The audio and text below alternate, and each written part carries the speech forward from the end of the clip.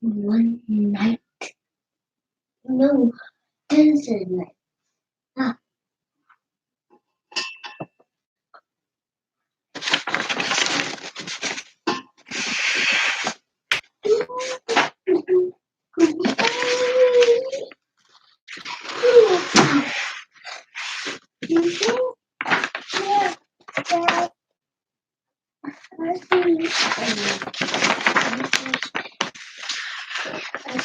Hey, hey, hey. Welcome, welcome, welcome. Today is episode 10, and we're talking about knowing our enemy. Sorry about running a few minutes behind. I was helping the miniature person with her homework. Then I had to apply my face, my makeup. And that always takes me about 30 minutes to do. And I feel like I be doing the bare minimal and it takes me 30 minutes. So those women that be applying all that extra, I be like, ooh, y'all be in there all day doing that stuff. I can't do that. Okay. So knowing the enemy. I've come to realize that fear comes from the unknown. Like, I was fearful about my situation when I didn't know how it was going to end.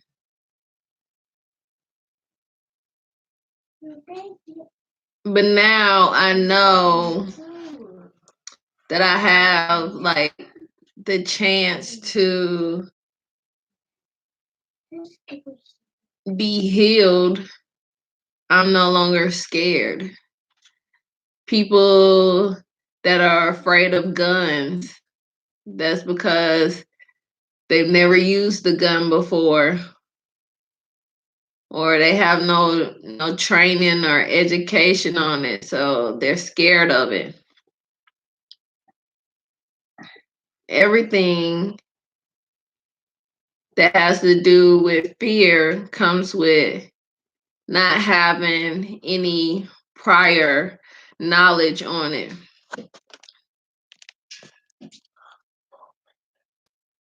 So we often fear the devil because we have no knowledge of him. We know he's this bad guy that goes around manipulating people's mind, controlling people, do bad things. But that's it, right? That's all I, pretty much knew about him, is that he once was like this real pretty angel. Then one day he turned bad. And now he just go around torturing people for fun. That's what it seems like. And my church started a Bible study on Sundays. So I went to it on Sunday, and I guess he said it was the basics. And I pretty much didn't know most of the stuff. So I feel like, ooh, I've been in church all my life, literally all my life. And I didn't know none of that stuff. I started to think like, what does that say about me? Or what does it say about the teachers that I have come across the pastors that this packet right here is like 4 pages of basic information. And I didn't know none of this stuff. Like, for example, most pastors teach that Jesus was, I guess, created when, during birth, when the angel came to Mary and said she was going to have a baby. That's when Jesus first came into play. Or at least that's what I thought. That's what I've been taught. To come to find out that Jesus has always been there. He has always been created. Because I was wondering why the pastor was like saying some people thought Jesus and Lucifer were brothers. And I was like, why would they say that if Lucifer, when he fell from heaven, that all happened before Jesus was even born. But the thing is, Jesus was always there. To be exact, he was there. He saw when Satan fell from heaven. It says, "How you have fallen from heaven, morning star, son of the dawn. You have been cast down to the earth. You who once laid low the nations." So he saw him fall. So Jesus was always there. So it's just like, I don't know, I felt like I've been misled my whole life because I didn't know that. And it's like, what else do I not know? Who is this evil man that we have to constantly battle with on a daily basis? His name was Morning Star before he became the devil. And you can find that Isaiah 14:12. And I thought his job was, he was the music director in heaven. He was out there jamming. He had the choir jumping, you know what I'm saying? I thought he was just this beautiful angel that had, that was in charge of the music, the life of the party, you know what I'm saying? But come to find out, he did more than that. He also was the protector of the throne. So not only did he, do the music, God trusted him enough to protect the throne. And I guess that's where he got that idea of seeing God make decisions every day and thinking, well, I don't think he does, makes the best decision sometimes. He's weak. Ain't that how it usually? That's what the devil was thinking about God. He weak? Yeah, he was thinking that. No, he not. Yeah, we know he not weak. But that's so bright. Huh? I look at it so bright. Oh yeah, it is bright.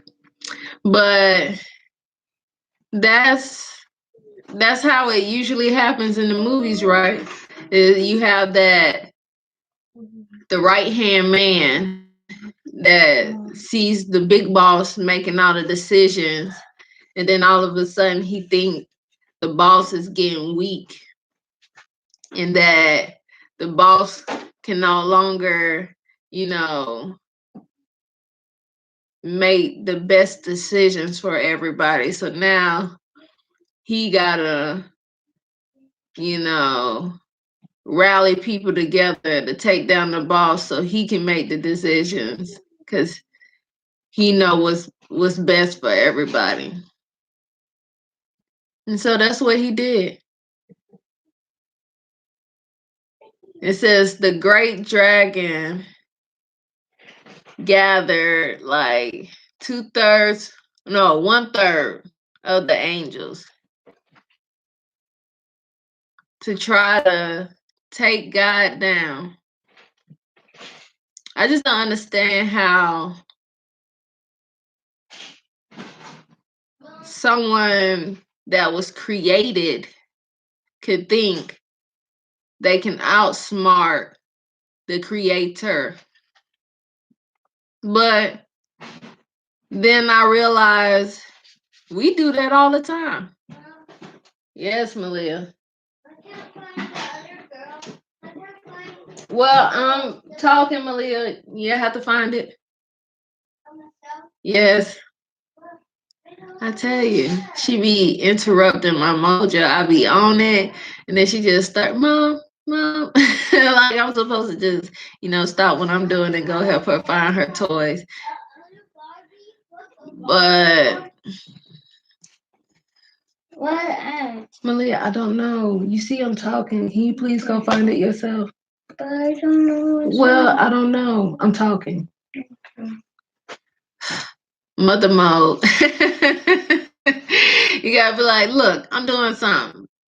Go find it yourself. I tell you to put your toys up, and that's why I bought her a toy box. I bought her a toy box to put all her toys in there.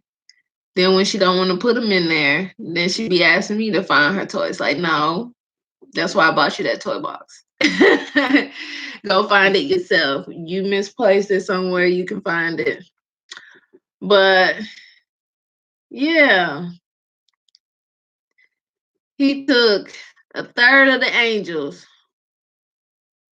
and thought he was gonna take down somebody that created him. Like, do you not know that God knows how you think? Do you not know that he knows what you're thinking before you think it? He can read your mind. He knows all your weaknesses. So you can never defeat him. No matter what you think, you can never defeat him. The devil know I'm scared of heights.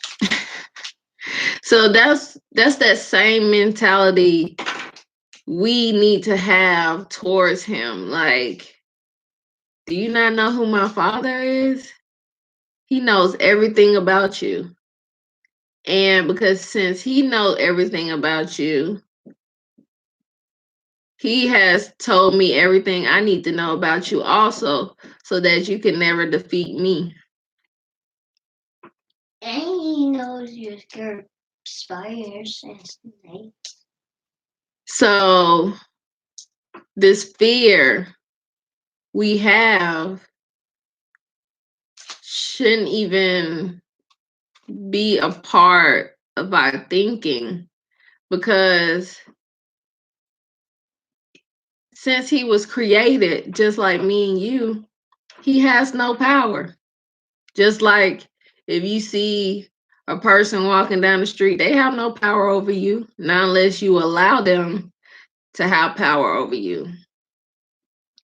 Then,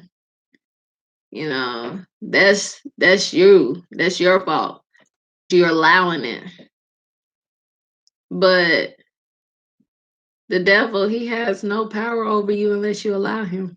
He is weak until you say, okay, I want you to control me. You have to give him permission to do anything to hurt you. So the devil is hurting you, it's because you're giving him permission to. He can't do anything without your permission. And after he thought he was just gonna,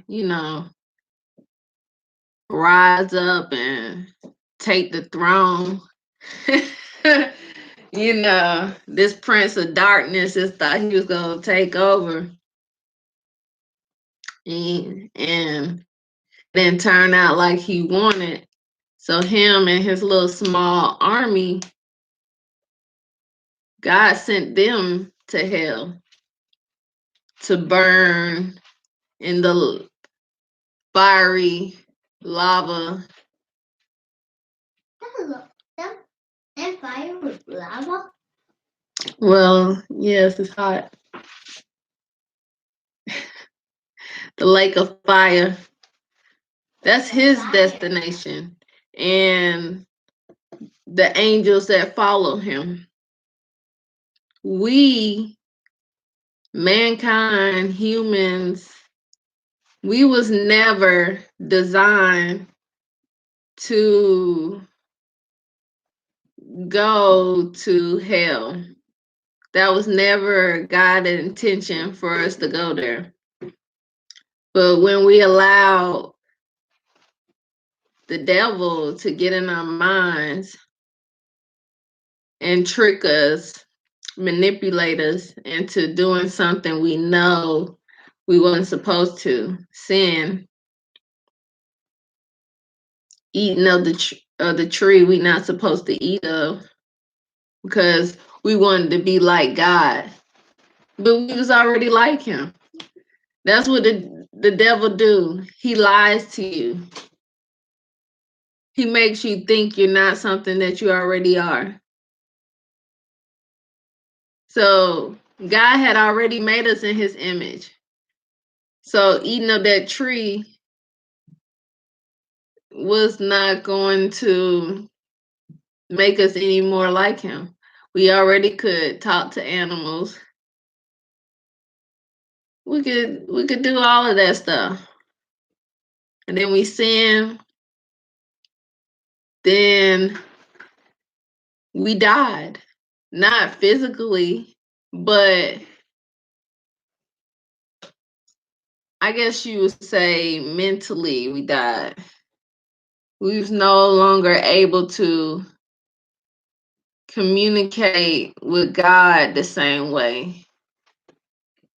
We just talked to God to heaven. Yeah, we weren't able to use our brains to the full extent like we used to, because it died because of sin. We died, we talked to God. Mm-hmm. But when God gave us free will to choose our own paths,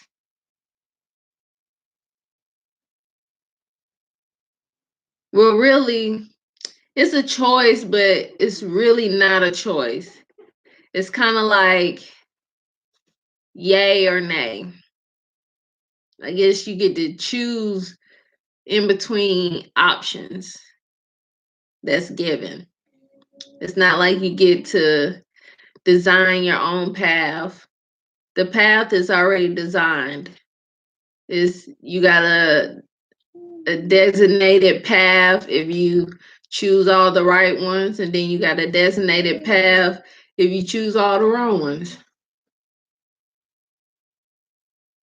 Then you even have a path where you might choose some bad, but then you might choose some wrong.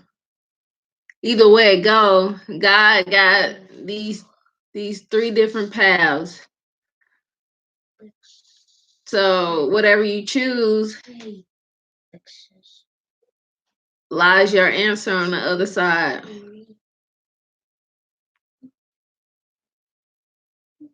But he will help you to make all the right choices so that your path, I won't say it'd be easier Hey, because you always have the enemy trying to, put obstacles in your path to slow you down and, scare you off your path or whatever. So going his way might be a little easier. It actually might be a lot easier. But yes. going his path doesn't, that when you get to the end, you see it's nothing there.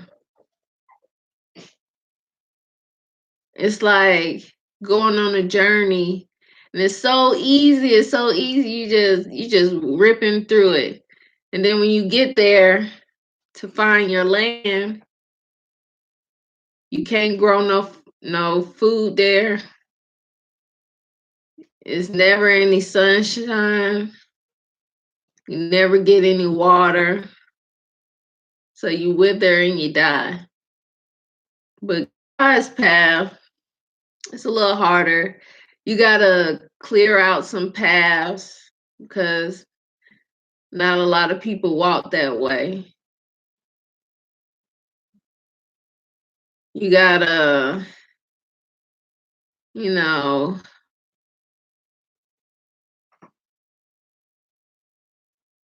sometimes you gotta sleep on the high ground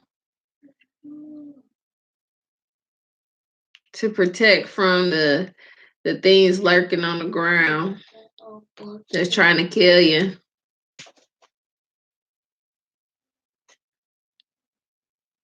Walking God's path can be very dangerous because it's like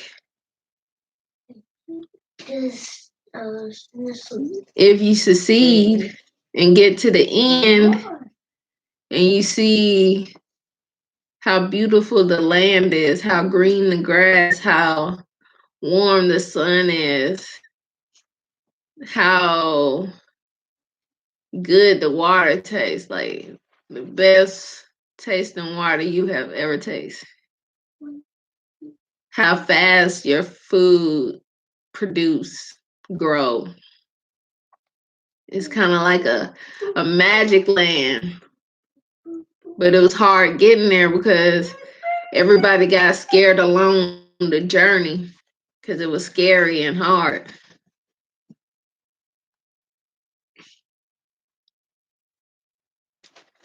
But I don't know where I was going with that. But God will help you. He'll help you defeat the enemy by building relationship with him. He'll help you defeat him. One of the ways is forgiving people. I said that yesterday. And I'm saying it again today because I am working on that myself, like forgiving people. It's really hard to forgive people that have purposely hurt you. It's one thing if it was like on accident, unknowing, but for somebody to intentionally hurt you and then you have to forgive them, that can be really tough. It's like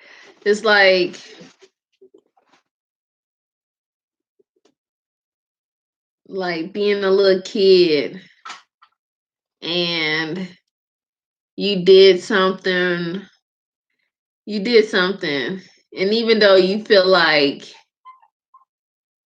well, maybe not even you did something, maybe somebody did something to you and you retaliated, but in a way to the point that you got in trouble. And you like, I don't even know why I got in trouble because this person been bullying me all year. And then your parents like, well, you the only one that got in trouble, so you gotta apologize. And you like, I gotta apologize. This person been beating me up, putting my head in the toilet, and all of that, and I gotta apologize. That's how it feels like when God tell you to forgive somebody that intentionally hurt you. You just like, this person spit in my face, stabbed me in the back, beat me up bloody, and left me behind the dumpster to die. And now you telling me I gotta face this person again and tell them I forgive you. But God is like, that is the only way that I forgive you for everything that you've done. That is the only way that the devil won't use that pain to control you. That is the only way that you can receive my full blessing. So you like, roll your eyes a little bit, fold your arms, make your pouty face, stomp over there and say, I forgive you. And then your parents like, say it like you mean it. Ah, I said it. I forgive you. Dang, is that good enough? But yeah, I'm telling you, that's one of the things. That's what it says. It says, forgive so that he, Satan, might not outwit us. So if we forgive, he can't use that stuff that's in our mind to make us do something that we'll later regret.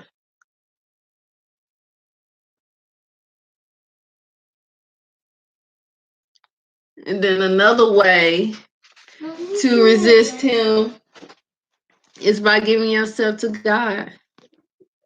Because if you have that relationship with God, he gonna be like, okay, so look, we about to play this game of chess. These are your pieces. If you do exactly what I say, you will win this chess game. So it's like, okay, you like move your pawn to e4 or something like that. I don't know all the terminology because I played a little bit, but not too much. I do like it though. I want to learn, like for real, how to play it. But I just, I always lose. I don't think it's been one time that I win, except for when I play Malia. I always when I play Malia because she like on the same level as me as knowing how to play. So, I always get to beat her. But any other serious player, I get swamped. But that's what gotta do. He'll teach you how to stay 10 steps ahead of the enemy. All you gotta do is ask, God, can you please keep me 10 steps ahead of the enemy? That's what I do. God, show me the truth, no matter how much it hurts. When I first asked God that, I did not know the stuff that he was about to show me. And when I say some of that stuff hurt, seeing that stuff, and then it's like you can't really talk to nobody about it. It's like they won't believe you or they don't have any experience on the subject. You see God for real.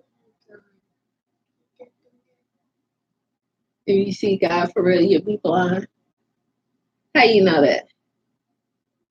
Because you be blind with black eyes, do magic. That is not true. This girl, I tell you. But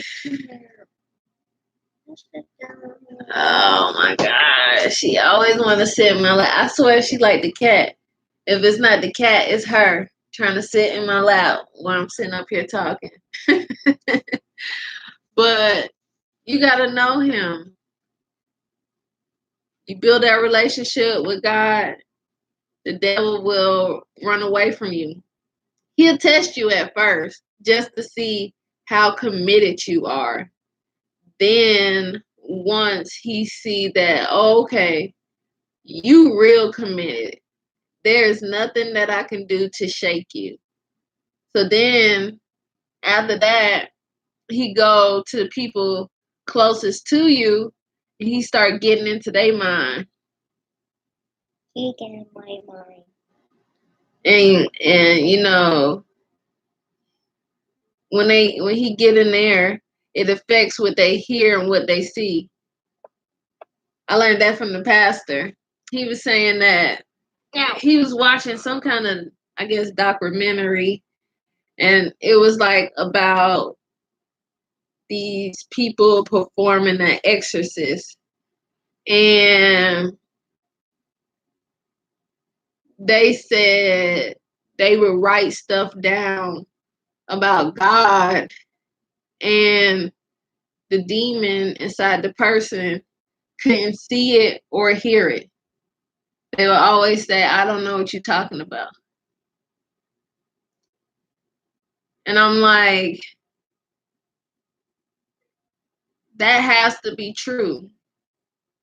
Because sometimes when somebody's saying something to you, you know it's right what they saying, but you have this like voice in the back of your head got you all upset, knowing they just saying, you know, trying to tell you something right, trying to help you make less, bad decisions than they made.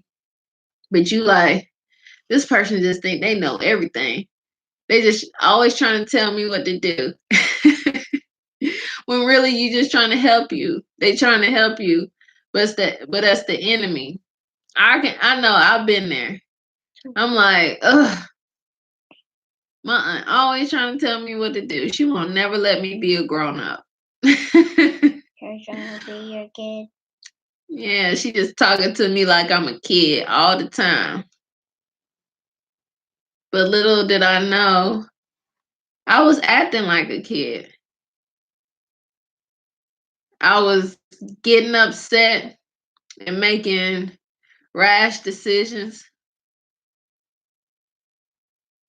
I would run away from my problems.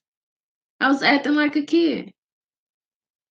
I was too scared to stand up for myself and open my mouth. I was acting like a kid.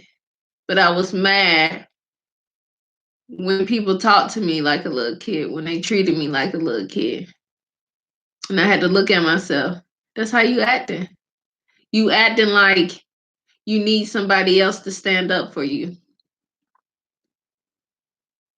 Because that's what parents do for a kid. They stand up for their kid. They protect their kid. And I was always acting like I needed somebody to stand up for me and protect me. Your thing.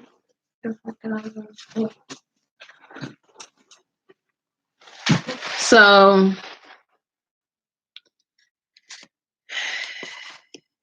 you got to watch him. If you want to defeat him, you got to gain some knowledge on him. I'm not like talking about like study him and then start worshiping him. No, no, no, no. Worship is like when you like, oh, I love you. Oh, I do whatever you tell me to do. That's worship. Mm-hmm. but he gonna get in your mind. He comes to kill, steal, and destroy. He want to destroy everybody's joy. He want everybody to die and go to hell with him because he don't want to be down there by himself. He wants some company. What they say, misery love company. He miserable and he want the company to come with him because he mad that he don't get to be in paradise no more. Paradise is with God, where it's all happy and beautiful and sunny and all of that. Well, the bad place. Bad place, you'll be burning in a lake of fire, tormented day and night, forever and ever and ever.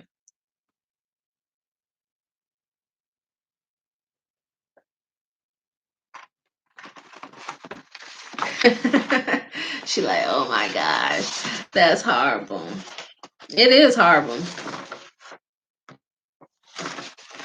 It is really horrible to think about you not only being burned alive day in and day out forever and ever, you being tortured too along with it. Yeah, that's like double agony. It's like, can this get any worse? I'm already thirsty. I need some water. I need some water. I'm thirsty. And you go beat on me too while I'm thirsty and the skin all burnt up. Like it's just horrible down here. And somebody was talking to me about Billie Eilish. She's this new artist that just came out, and supposedly she's an open, how you say it, Satanist or satanic or something, whatever it's called. Like she openly worshiped the devil, and I didn't know it was openly, but I got the drift of it from some of her songs. Cause at first I was like, ooh, I like these songs. But that's how the devil gets you. He gets you in the music. Hence, he was in charge of the music. He gets you with that music. So you got to, I know sometimes these songs have that beat, you just be like, uh. I know I do. I'm like, that beat just got my shoulders moving. I just, hey, you know what I'm saying? But it'll get you. It'll get you. You jumping, you moving, you bouncing. But underneath that beat, those lyrics, I be reading these lyrics, and I be like, what lyrics? Lyrics is words, the words that they have to a song. But I be reading some of these lyrics, I be like, oh my gosh, is this what they've been saying the whole time? And I've been up here like, you know, with them like, another group, like, but the Billie Eilish, I knew she worshiped the devil when I heard that song, Good Girls Go to Hell.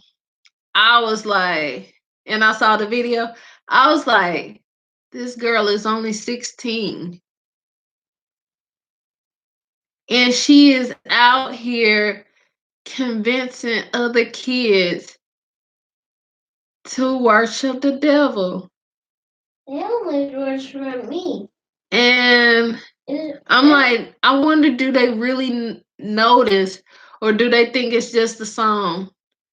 She just, she just came up with this song just to sing it. And but almost me to the devil. Mm-hmm. And then, you got Imagine Dragons. I used to love Imagine Dragons until I started listening to them lyrics. And he talking about one of the songs, he was talking about how he liked the girl, but he knew what his destination was. I was like, woo, these people are telling you in their music. They are openly telling you. And people are just like overlooking it because the song is catchy. Of course, it's catchy. He was in charge of the music. That's why they use music to control people. That music is the biggest influence on people. Because no matter how you feeling, they got music for everything. I can tell you, one minute I'm like feeling Lizzo. Why men great till they gotta be great? And then, that's the song that the devil is trying to play to me to make me feel like I don't need no man. Men just, they play with your feelings, they mess with your mind, and then when they done doing all that, they just kick you to the curb. And I don't need no man to be playing with me like that. I just be out here being great by myself forever. You know what I'm saying? That's what Lizzo is doing to me. And then God to play me a song. When the bones is good, the rest don't matter. And the pain can peel, the glass can shatter, let it rain. Cause you and I remain the same. And that's what God, like, I know it's hard. I know you had some bad experience, but don't let him get in your mind. I'm gonna send you somebody. If you be patient, I'm gonna send you somebody that love you, that ain't gonna play with you, that's gonna adore you, that wants to be a good father to your kid, all of that. The devil, he'll play with your mind for real. He'll have you out here just going crazy. He will. The mind is where he controls you the most. Why you think every person in power, their best way of controlling people is through the mind? Through the mind and with fear. They install the fear, control your mind. Then they got you like a puppy on a leash, doing whatever they want you to. It's always something each week that they trying to distract the people, from rallying up, sticking together. Because really, the people have the right to, control the government. But they make it seem like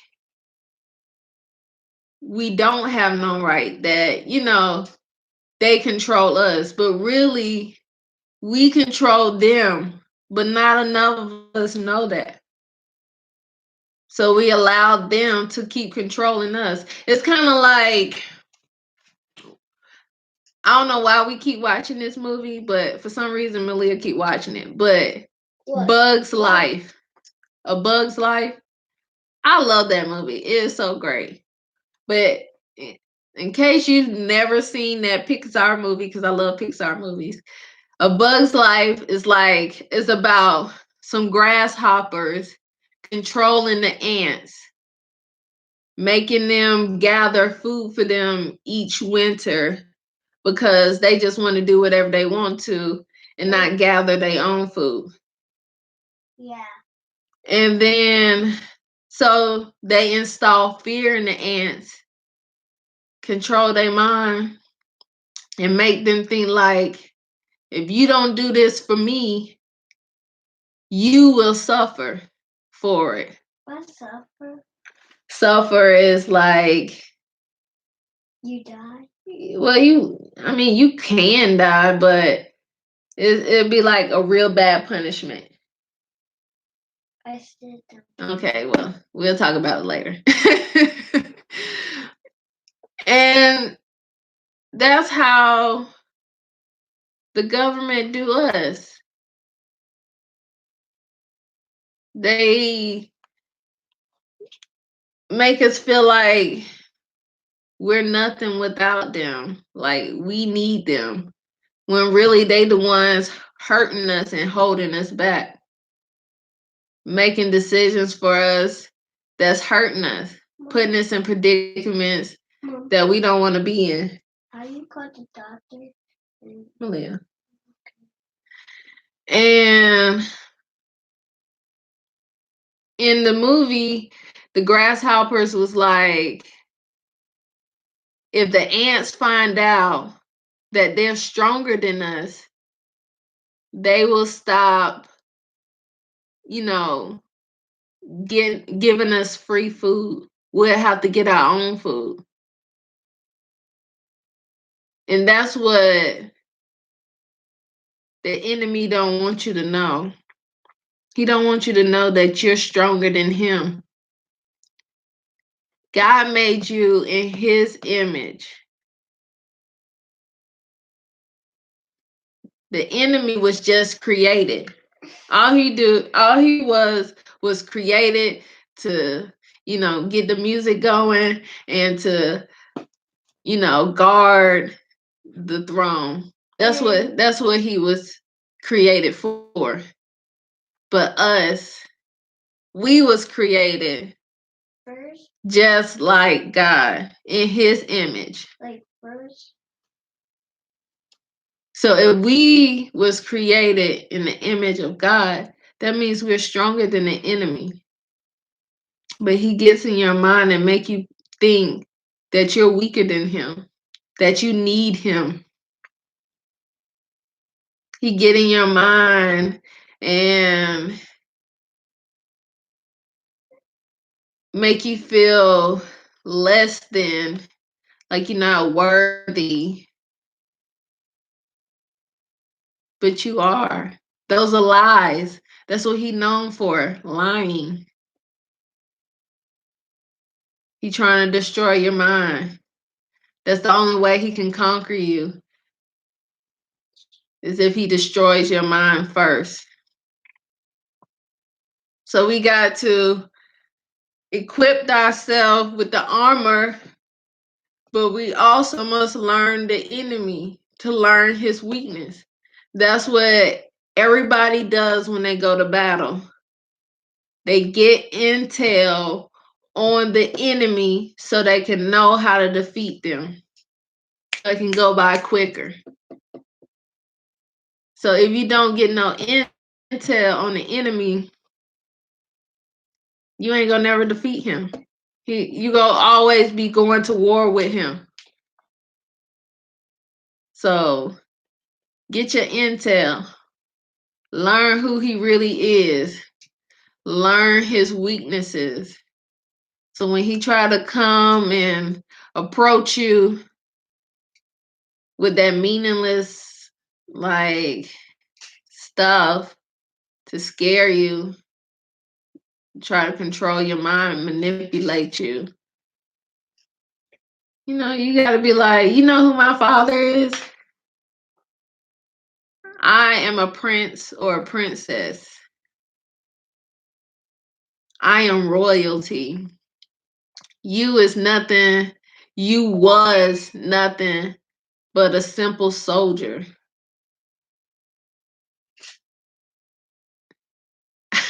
I got more power than you. I got more rank than you. How dare you try to tell me I'm less than you? He gonna be like, ooh, let me back up. This one is not playing. You know what I'm saying? This one knows her stuff. And that's how them doctors try to do me. When I didn't do my research, when I didn't prepare, it allowed them to talk down upon me and make me feel like I didn't know anything, you know. But when I put myself in God's hand and he showed me how to properly prepare for battle, for my debate, that doctor, he tried to debate me, but I had all the tools to the point he was like, okay, I'm gonna be fair and I'm gonna give you the procedure. And it's just like, this could have been done long ago if I would have stopped listening to people and listened to God. He was trying to tell me what I need to do a long time ago, but I was so scared because I was listening to the devil and the thoughts he was putting in my head. I was listening to people and their opinions on what they thought was going on with me instead of listening to God and what he was telling me and what he was showing me.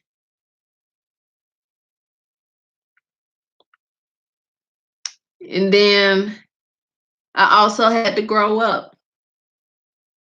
It took so long because I was running from my problems. It's like every time I got to know, I got mad and just kept running from doctor to doctor to doctor to doctor. And that, prolonged things too, because now I got to wait for my medical records to be transferred from doctor to doctor instead of just staying at one doctor and doing all that stuff. And they got all the records. And then I could have just had this procedure. So I've learned a lot on this journey. It's been hard, but it's helped me to become a better adult. It has helped me to appreciate life, appreciate my child more. Um, it has equipped me to learn how to make better decisions, be a better businesswoman, and all of that. Because if you can't make decisions, how can you run a business? And for a long time, I could not make decisions. I was such a, what's the word I'm looking for? I can't think of it right now. But it was so hard for me to make a decision. I was just like, I don't know. Whatever works. It doesn't matter. But that's because when I was young, I was never given the option to make decisions for myself. So as I got older, it got harder to make decisions for myself, to the point I didn't make decisions for myself. I allowed other people to make them for me. But, I ain't gonna hold y'all. I've been talking way too long. sometimes I get the blabber mouth and I just start going and going and going and going. But I'm gonna leave you with, know who you fighting, because it'll make the fight go by or finish that much easier. If you don't do your research, you won't know where to hit them. You just be punching, hoping that you find his weakness. But if you do your research before, do you know, ooh, he got a bad leg. So if I punch him in that bad leg, he'll go down in a couple of seconds, rather than us going 12 rounds for me to find out he got a bad leg. So do your research. I'm still doing my research, and I appreciate my church. It's called The Door. My pastor, Pastor Varela, and the First Lady, Miss Ray. I love y'all. I've been going to this church for like 3 weeks now, and I feel like I have learned so much more than I have in my entire life of going to church. And I just appreciate them, because they helping me. They pushing me. Because if it was up to me, I'm a procrastinator. It's bad. That's why God always put that fire under me to get me going, because I just procrastinate until it be like, ooh, the deadline is here. Ooh, I gotta whip something together real quick. So they've been helping me stay on, learning the Bible and reading the Bible, and doing these videos has helped me do that also, because I have to find a topic to think, to talk about. I gotta read on it and prepare something to talk, to you guys about. So I'm gonna learn this Bible. It's gonna take years, but I'm learning it. And that's why I'm here, for us to grow together. It's hard doing stuff by yourself, and I know that, especially changing to be a better person can be hard doing it by yourself. Sometimes you need somebody there to be like, you going in the right direction, you making the right decisions. If you don't have nobody to tell you that, you're just like, am I doing the right thing? Am I making the right choices? Is this what I'm supposed to be doing to keep growing? So it's helpful to have somebody there to be like, yes, this is what I did, and you doing the right thing.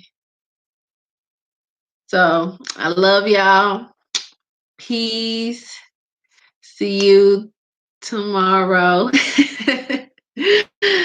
I love y'all. Thank you for tuning in. See ya.